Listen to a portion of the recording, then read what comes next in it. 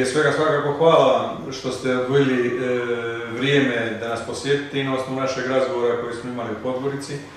Bilo bi nam drago da prisustvujete nekoj od naših utakmica, shodno vašim mogućnostima, ali i ovako vašim dolaskom smo svakako počastvovani s obzirom da organizaciju koju predstavljate i sve naše intencije koje smo vam objasnili u Podgorici, na koji način želimo i mi da budemo i koliko možemo da budemo dio nekog vašeg projekta ili nečega što vi smatrali za shodnim, da ime ovog kluba može da pomogne u tom dio.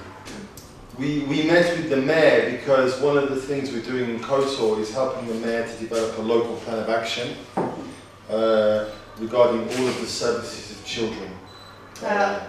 Jedan razlog zbog koga smo danas došli u Kotor je upravo taj što sa opštinom i sa gradonačelnicom dogovaramo usvajanje lokalnog plana akcije za djecu.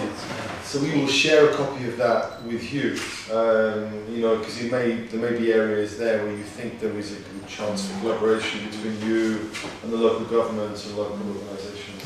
Naravno, čim lokalni plan akcije, vi ste vjerojatno već imali prilike da ste upoznati se sa procesom, bude finalizovan, vama će biti dostavljena kopija u kojoj postoji poglavlje koje se bavi sportom, kulturom i medijima, koji će definitivno biti prostora u okviru tog poglavlja, u okviru te oblasti u Kotoru za saradnju o nekim projektima i ostvarivanju nekih aktivnosti. We already heard that you're doing something on a maternity hospital here. Yes. As well. Yes. There is a humanitarian action for a donation.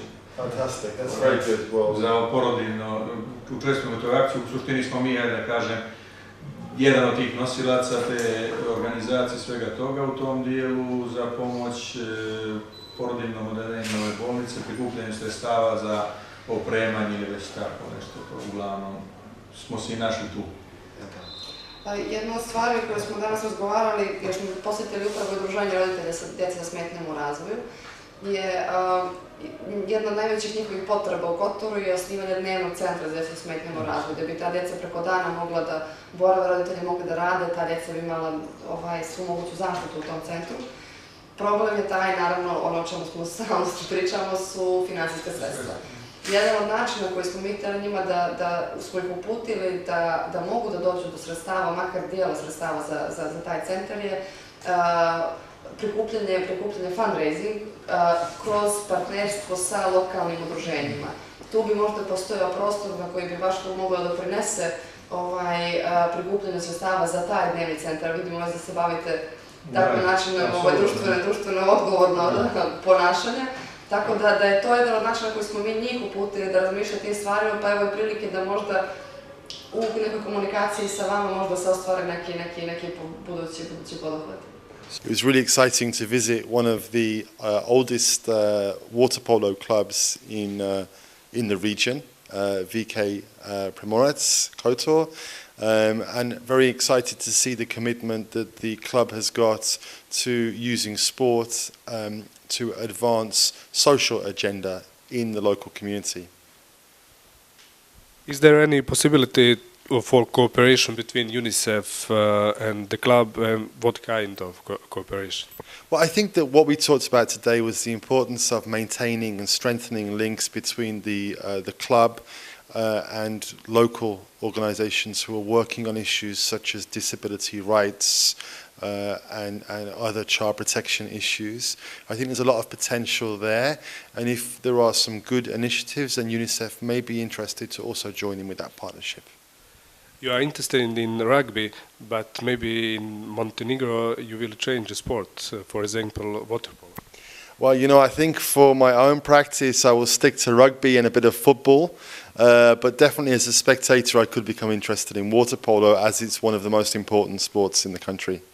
Svakako su utisci pozitivni i moram reći da smo ipak i počastvovani, jer i sami znamo UNICEF koja je to organizacija i čim se bavi, i sigurno da smo počastvovani time što su našli za shodno da dođu u klub kao što je vaterpolo klub Primorac i da na neki način nastavimo razgovore koje smo imali prije nekog vremena u Podgorici i da na neki način nađemo pravi modus ili pravi put za nastavak te saradnje. Što se tiče te saradnje, na ovim razgovorima smo na neki način i mogu reći i našli te moduse, te saradnje, tako da smatram da kao klub itekako možemo sa svojom tradicijom i svim tim što je u godinama iza nas možemo doprinijeti onome načelima koja propagira UNICEF. Tako da na današnjim razgovorima sa šefom delegacije za Crnu Goru svakako smo se dotakli raznih pitanja, između ostalog i povod kojim su oni bili danas u Kotoru je otvaranje tog dnevnog centra za djecu sa posebnim potrebama i obavili smo i te razgovore u smislu toga koliko Vaterpolo klub Primorac u tom dijelu može da doprinese s tim da bi eventualno i dio vremena ta djeca sa posebnim potrebama možda i provodili na našem bazenu uz pomoć stručnih lica i svega toga, tako da je to bio jedan stvarno, da kažem, konstruktivan razgovor i u tom dijelu su i prepoznali sve ono što je Vaterpolo klub u svim ovim godinama u tom dijelu humanitarnom uradio i posebno smo imali osvrt na ovu zadnju akciju koja se odvija, evo, mislim, proteklih mjesec dana pod nazivom Sunce u pelenama i u kojem stvarno